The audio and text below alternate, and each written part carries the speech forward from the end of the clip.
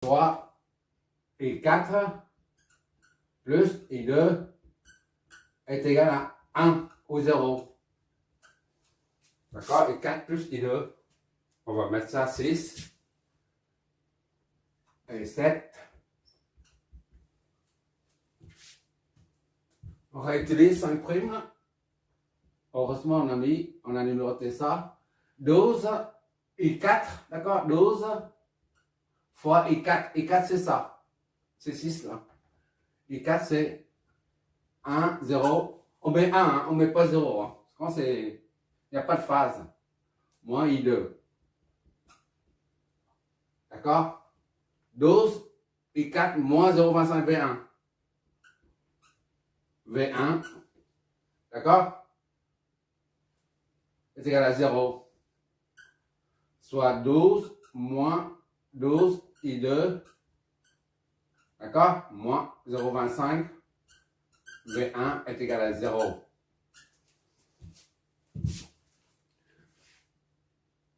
C'est bon. Maintenant, on injecte I2 dedans. I2 là. 2, on injecte ça dedans. Ça fait 12 moins 12. D'accord? Fois I2. Fois tout ça là. Moins 4 et 1. D'accord? Moins 0,25 V1. Tout ça est égal à 0. Qu'est-ce que ça nous donne? 12. Moins, ça fait plus, 48. Et 1. Moins 0,25 V1. Ça s'annule. D'accord?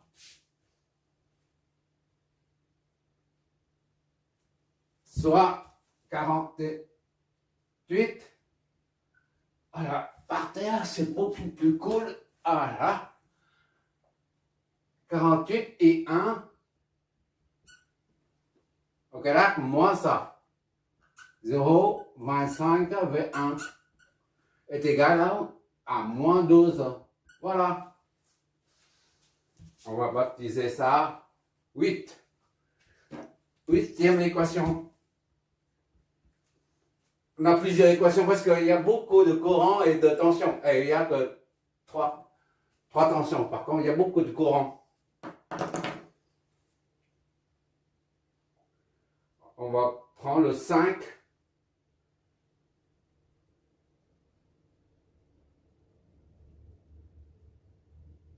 D'accord? On prend le 5.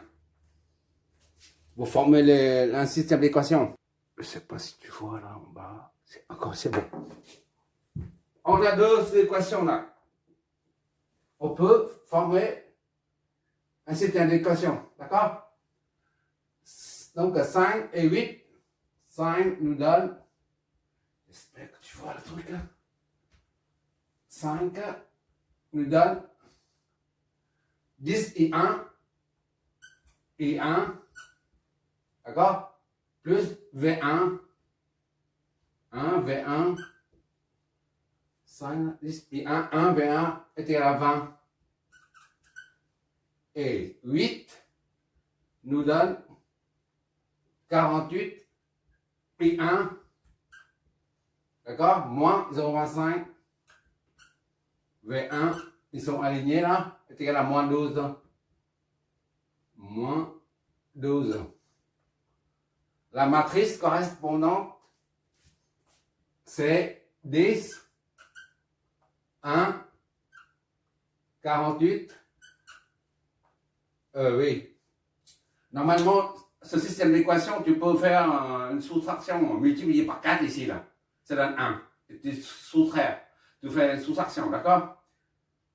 Mais j'utilise toujours les matrices. Pourquoi? Parce que après, tu verras les circuits à paramètres hybrides. Un circuit à plusieurs paramètres, d'accord? On verra ça le moment venu. C'est très complexe. Et on se sert toujours des matrices. On n'a pas d'autre choix. C'est la raison pour laquelle il vaut mieux qu'on utilise maintenant des matrices. Sinon, on aura des surprises après. Pour éviter les surprises. Moins 0,25, tu auras le moment venu les circuits hybrides. Avec plusieurs variables. On se sert que des matrices. 10, 1, 48, moins 0, 20 et 12. Et moins 12. Tout ça est égal à I1, V1. Comme ça, au moins, tu t'habitues. D'accord? J'espère que tu vois encore le truc. C'est trop bas, là. Ok, à quoi ça va? La dernière ligne. VI1 est égal donc à V1 A. Voilà. Tu vois là. Ok, tu vois toujours. C'est bon. Attends, il n'y a pas tout de même la matrice. D'accord? On inverse la matrice là. Ok là? Voilà. Qu'est-ce que ça nous donne? Voilà. On va noter tout ça. Oh là là. Ça va mal. Ça va mal. Ok, en gros, hein, c'est comme ça. Bon. C'est moins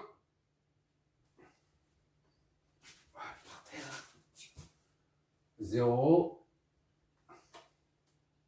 139. D'accord? 21, 386.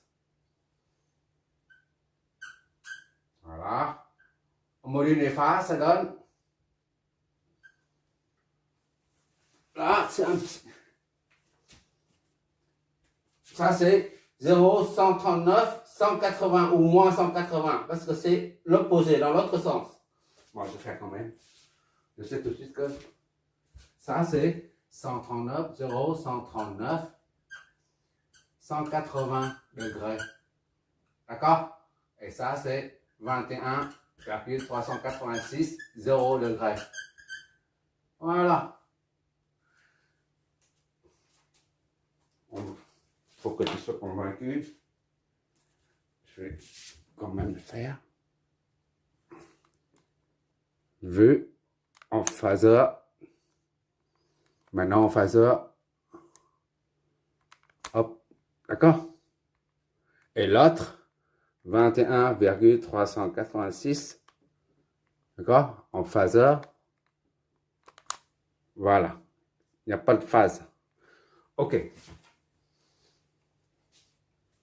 0, 139, 180 degrés et l'autre c'est 21. OK. Voilà. I1, I2, c'est bon. I1, V1. Je viens. Voilà. Maintenant, on a apporté cela, on déduit les autres. L'équation 2, là, nous donne I2 en fonction de I1. I2 est égal à moins 4 et 1. I1. Soit moins 4 fois I1, c'est là. D'accord? Ou tu prends l'autre, c'est la même chose. Je prends ça. 0, 139, 139 et 180. D'accord? Donc, I2 est égal à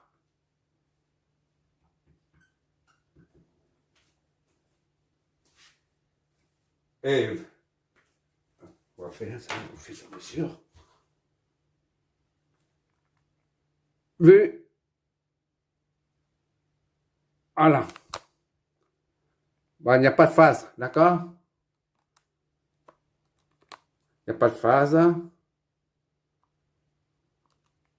On va mettre phaseur pour que tu vois. Voilà. Il n'y a pas de phase. D'accord? La phase est nulle. 0, 566, 0. Ça, c'est en ampères. D'accord? Là, c'est en ampères. Et ça, c'est en volts.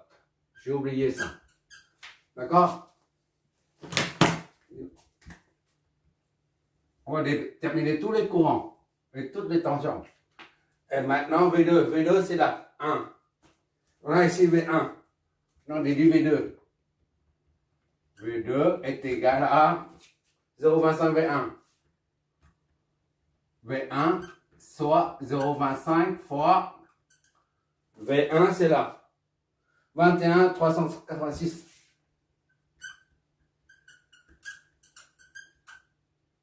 Voilà. Donc V2 est égal à... C'est comme s'il n'y a pas de 0, d'accord? Voilà. V. Voilà. Il n'y a pas de phase, d'accord? Tu vois bien, il n'y a pas de phase. D'accord? 5, 347, 0. 5, 347 et 0. Pas de phase. Bonne. Voilà. V, I1, I2, V1, V2. D'accord? Et maintenant les autres courants. I3, on part de 3. I3 est égal à 2 moins I1. Moins I1. C'est-à-dire 2 moins I1, c'est combien? C'est ça. Moins et moins, ça fait plus. Allez, tout à l'heure, on a fait ça. Maintenant, on prend ça. Pour varier un peu. Ça ne change rien du tout. Moins I1. I1, c'est moins 0,139. Voilà. D'accord? 2 moins I1. Donc, I3 est égal donc à combien ça? 2 à l'œil, 139. 0. Il n'y a pas de phase. Voilà.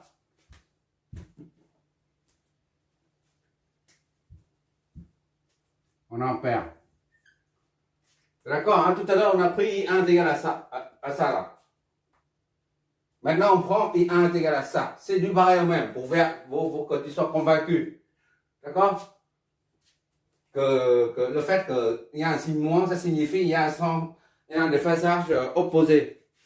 180, de 180. Maintenant, c'est I4. I4, c'est le 4 qui nous donne.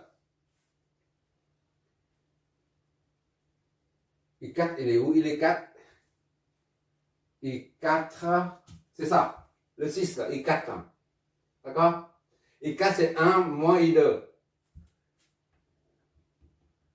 I4 est égal à 1 moins I2. C'est ça, hein? D'accord? 1 moins I2. I2, on l'a ici. I2, c'est 1 déjà moins I2. I2, c'est, il n'y a rien là. Il n'y a pas de phase. 0,56. Voilà. Ça nous donne combien là? Il n'y a pas de phase. I4. C'est-à-dire I4 et I3 sont en phase. 1 moins. Tu calcules de tête, moi il me faut ça. 434. 0,434. 0 phase. Voilà, c'est terminé.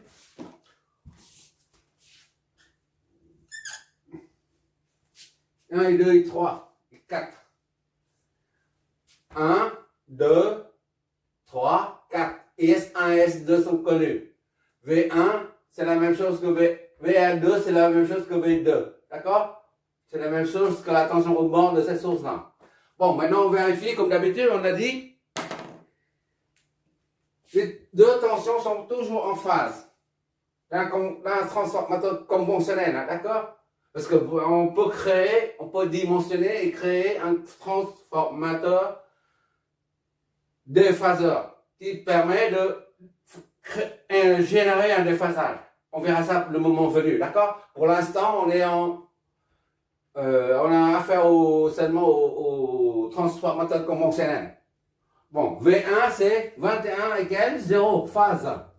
V2 c'est 0 phase. Donc elles sont bien en phase. D'accord?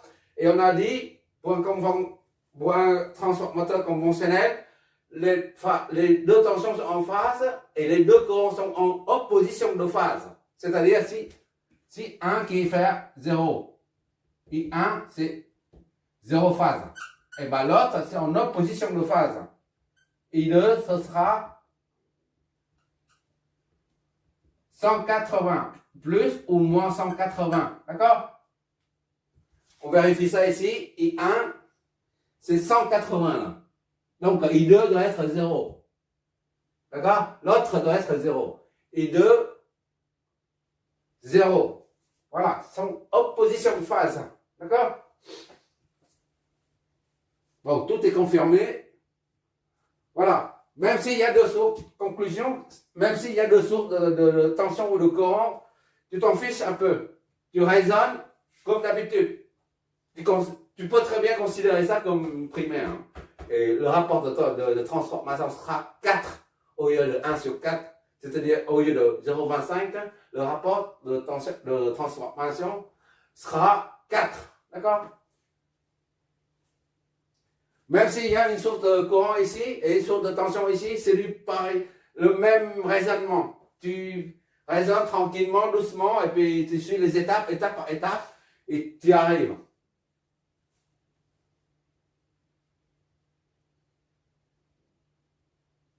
Qu'est-ce qu'on a comme remarque à faire? Voilà. En phase, en opposition de phase, c'est tout. Bon, le prochain, on va faire tout de suite hein, pour finir la journée. Hein. 8 heures. On va faire on va faire ça. Une haute tension, très haute tension plutôt. Là, on a la distribution qui arrive. Disons triphasée. Après, voilà. J'utilise tout le temps les conventions de dessin en génie civil. Voilà.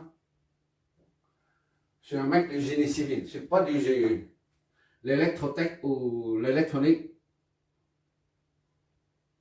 Voilà. Voilà.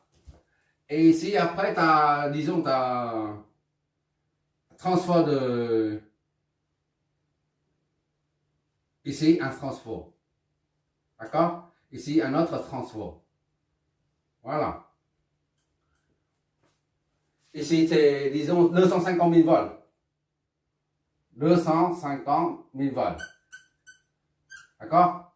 25 kV, disons. Je ne sais pas quelle tension on va mettre. Et après, ça baisse. Ici, là, ça continue, mais la tension baisse.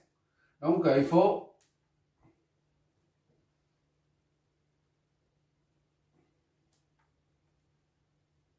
Voilà. Un autre. Et ici, là, ça baisse la tension. Ici, tu as des charges. Tu as des charges, d'accord? Il y a autre chose avant. Hein. Mais là, on imagine que c'est comme ça. Il y a un transformateur ici, un transformateur là. Voilà, par exemple. Voilà. Et ça va jusqu'à la Terre, par exemple. Et ça va jusqu'à la Terre, par exemple. Voilà. La Terre. Et là, c'est la Terre. Voilà. D'accord? Et on va voir le facteur de puissance. Le facteur de puissance. Parce qu'il y a une charge ici. Z, disons Z1. Là, c'est la charge Z2. Voilà. Et on va déterminer, nous, le facteur de puissance à l'arrivée, là, en amont des transformateurs. Le facteur de puissance qui est généré par ces deux charges en même temps et qui va affecter le réseau à ce niveau-là. FP, le facteur de puissance totale. Ça alimente ça. Et ça alimente ça. Il y a une dérivation, d'accord?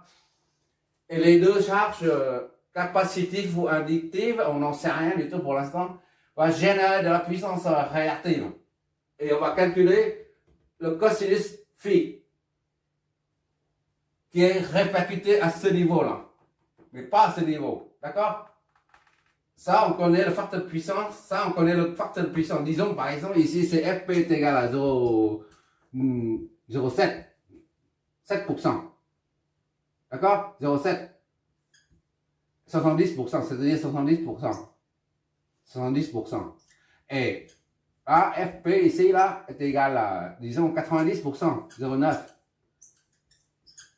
10%. Et on va déterminer le facteur de puissance ici, en amont des deux transformateurs là. D'accord? Ça, c'est les facteurs de puissance en aval.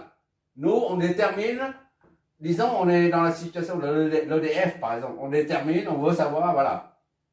Et on voit que la puissance réactive circule, fait des va et vient, et ben on va voir pourquoi, avec quelle quantité. C'est ça qui nous permet de savoir. Donc, on va déterminer ça avec un réseau, un tel réseau. D'accord? Oui, un petit rappel pour ça. Le facteur de puissance, c'est cosinus. On dit, en général, hein, on entend très souvent. Facteur de puissance, ça signifie cosinus de phi est égal à, doit être proche de 1, par exemple, ou 0,7, par exemple. Ici, c'est 0,7, par exemple. D'accord? Ou alors, facteur de puissance est égal à cosinus de phi 2 est égal à proche de 1, par exemple. Mais qu'est-ce que ça signifie, en fait, concrètement? Concrètement, qu'est-ce que ça signifie? Et on entend aussi dire, voilà, ça c'est cosinus, facteur de puissance. Il y en a qui disent c'est la puissance active, d'accord, sur la puissance apparente. D'accord? FB1, FB2. C'est la puissance active 1, S2. Voilà. Là, qui dit ça, c'est facteur de puissance, c'est 0,7. Et là, facteur de puissance représente le cosinus phi. Et cosinus phi, tu demandes encore ce que ça signifie cosinus phi, de dire, voilà, c'est 0,7. Et ici, c'est proche de 1. Et d'autres qui te disent, voilà, on te dit aussi que facteur de puissance, c'est le rapport de la puissance active sur la puissance apparente, absorbée. D'accord? Mais pour nous, parce qu'on est là pour apprendre, pour nous là, on veut vraiment savoir de quoi il s'agit en fait. Ça signifie, au lieu de mettre 0,7, 0,9 ou proche de 1, tout ça, au lieu de mettre 1, on met FP est égal à 100%. Et ça, c'est 70%. D'accord? Ou ici, c'est FP2 là. Pourquoi on ne met pas 90%, mais plutôt que 0,9? Ça ne veut rien dire. Hein. On a du mal à comprendre. Il suffit de l'être, voilà, 100%, 90%, 70%. Pourquoi on met ça? Tout simplement, il faut que tu regarderas la démonstration de la puissance instantanée, puissance moyenne, puissance active, puissance réactive, puissance apparente et la puissance complexe. Voilà.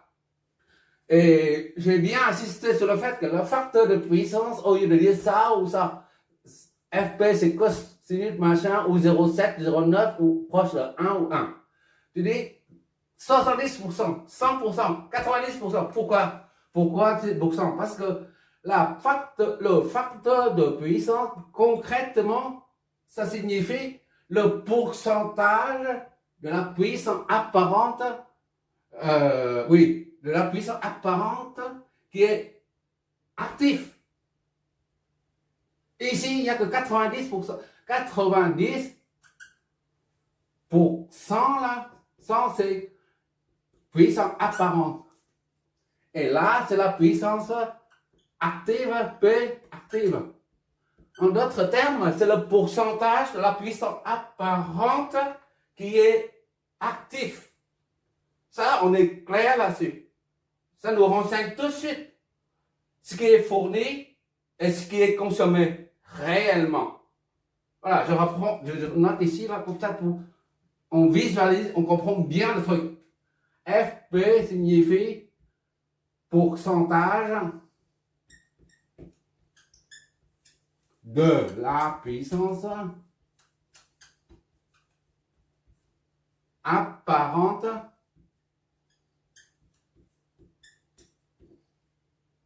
qui est le pourcentage.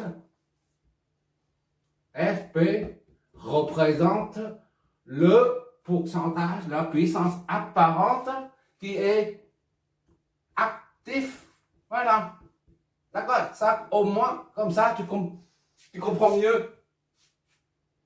Parce que ça, c'est un peu trop abstrait. On ne voit pas ce que ça signifie 0,7. D'accord? Quand tu dis 70%, tu dois expliquer pourcent de quoi? Le pourcentage de quoi? Dans ce cas-là, tu dis le pourcentage de la puissance apparente qui est actif. Ok là? Bon, on va passer à l'exo après. Merci d'avoir regardé. Tu regarderas le résultat de simulation, d'accord?